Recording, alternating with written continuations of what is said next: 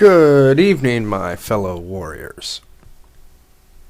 It is Monday, and welcome to the Musings of a Scoundrel. My name is Mike. I am the Director of Operations here at Beautifully Damaged. I would like to qualify everything I'm talking about tonight under the assumption that everyone here knows that I am not a mental health professional. I'm not a psychotherapist. I am not an MD. I'm simply a mentally ill man expressing his emotion and his feeling in these musings. So let's get right into it. Today, my company had the unfortunate task of removing many links from our links section of the website. And what I saw, frankly, was extremely disturbing. It took roughly 4.5 hours to go through all of our links, and we had to look at each page and make a determination based upon what we saw, whether we were going to continue associating with that particular page. Now, the reason I say this is to make a point. Most of these pages, in fact, 99.9% of them were all open pages. The people that ran those pages openly identified themselves as mentally ill people. We saw some things that dropped our jaws. We saw pictures that depicted sex of all kinds, very sexual, suggestive things. We saw images that promoted vigilante justice. We saw images that contained lots of blood, slit wrists. We saw very self-stigmatizing images that promoted the same stigma that the pages were declaring that they wanted to erase. This kind of goes to the point of advocacy. Our jobs as advocates and warriors are to stand up on the front lines and fight this stigma. The problem that I see, the inherent problem that I see, is the general community visits these pages and they see shocking, horrible things. They see these images, they see this commentary. What other conclusion can they draw other than these people really are sick? To be an advocate and to claim to be mentally ill and talk about how people stigmatize them, well, they're kind of feeding into their own stigma. This is my call to those pages and the authors of those pages. In order to effect change, you have to believe what you say. All of us do. My staff, myself, our membership pool, everyone.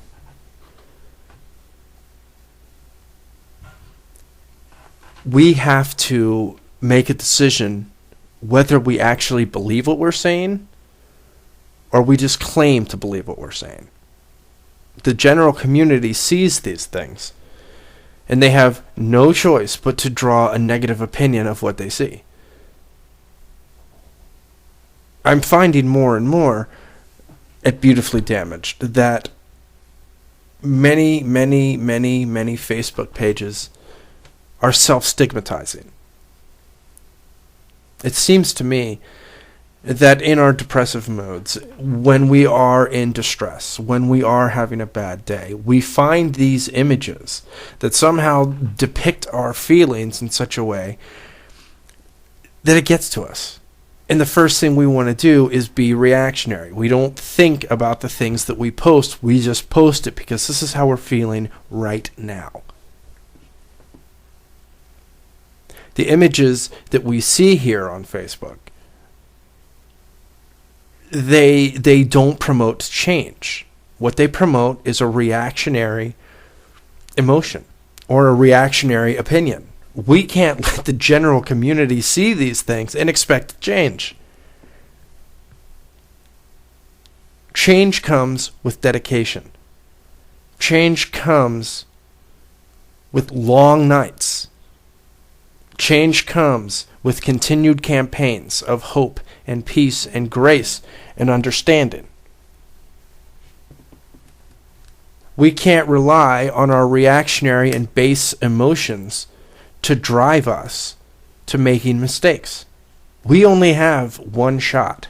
Beautifully Damaged and its members and staff only have one shot.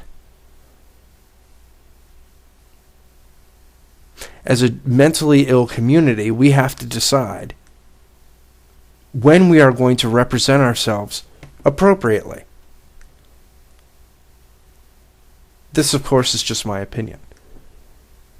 I myself cannot affect change. You yourself cannot affect change. It must be a team effort. The members here at Beautifully Damaged all have very different opinions. They all come from different backgrounds, both socioeconomic, religious backgrounds. So we're all very different, but we're all very the same because we are all suffering together. But our members put aside their biases to come here and to receive support and to affect change. I'm not saying that Beautifully Damaged is a model to follow. That would be arrogant. But I will say that the members here come here and know that Beautifully Damaged isn't a fly-by-night one-person Facebook operation.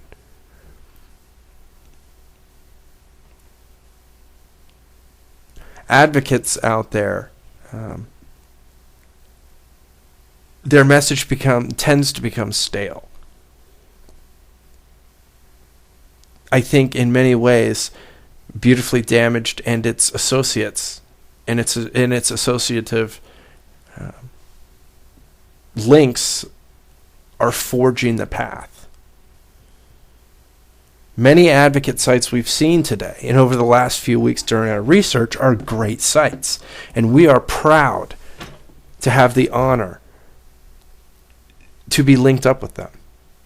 To be part of their network gives me hope that our struggle to erase stigma is beginning. Beautifully Damaged wants to be part of that fight. And I say fight in the more emotional sense, not a let's pick up guns and go cause havoc, but an emotional fight.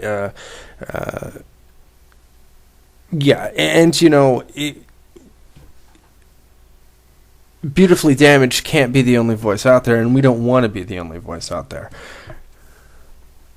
It wouldn't be fair to our members, other advocates members, or the greater message, but we would definitely like to be part of it. So, erasing stigma begins with every single one of us. If you have a Facebook page and it's littered with pornography and violence and vigilante justice and religious bias and political bias, expect to be criticized by the very community that you're trying to reach. There's a lot of garbage on Facebook. And unfortunately, many times the general community sees this. And they say, well, you know what? That's all mentally ill people. All mentally ill people think about slitting their wrists every day. No, that's not true. But they're taking away what they see. I believe stigma must be erased, beginning with us. If we are hypocritical, we will not be taken seriously. You cannot use the word God in one sentence on a Facebook page and then condone murder in the same sentence. It doesn't work like that. We as a mentally ill community have to stop being so hypocritical. We have to take an honest look at ourselves and what we are representing and how we are being represented. Until that day comes, don't expect anyone to understand your suffering. It begins with you. It begins with me. It begins with Beautifully Damaged and its staff, everyone. I'm assuming that anyone that's listening to this musing is a member of Beautifully Damaged. And for the outsiders that don't know Beautifully Damaged or, its core values, be aware that we're in this struggle to erase stigma just as much as you. And we appreciate you coming to us and leaning on our members for support.